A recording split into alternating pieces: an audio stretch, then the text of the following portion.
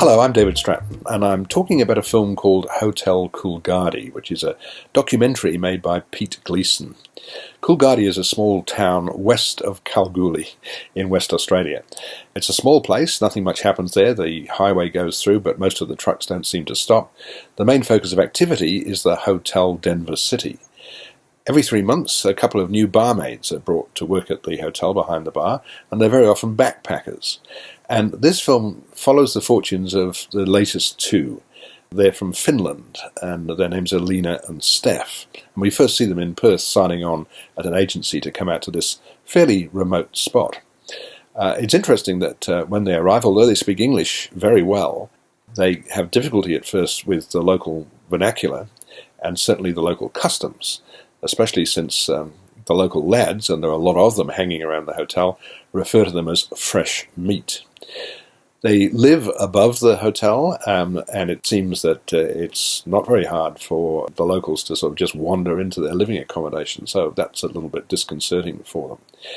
They've been around these girls, and they know how to look after themselves, but it's nevertheless still pretty confronting. It's almost wake in fright territory, the way it's depicted in the film, because the locals, very often drunk, very often quite aggressive, are a fairly scary lot.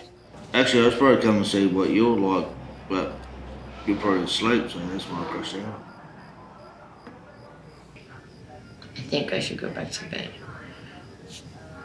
If you want. Come join you. Are you staying here? I was gonna come join you. No. No. Why not?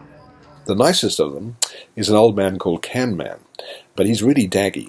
He lets his dogs sleep in his car and defecate in his car, to the point that when he gives a lift to Steph, she's violently ill because of the smell. Lena has diabetes, and whenever she phones her mother back in Finland, she's told to make sure she's got her sugar levels checked. But she never seems to do anything much about that, which leads to some drama later in the film. With this sort of fly-on-the-wall documentary, you never quite know where it's going to go. It must be very daring to embark on something like this. But I think Pete Gleeson has done a remarkable job. It is a very strong narrative. It's quite gripping, and it holds you right to the very end. So it's quite an impressive piece of work, this, but also not a very flattering picture of the Australian outback. I'll give it 4 stars.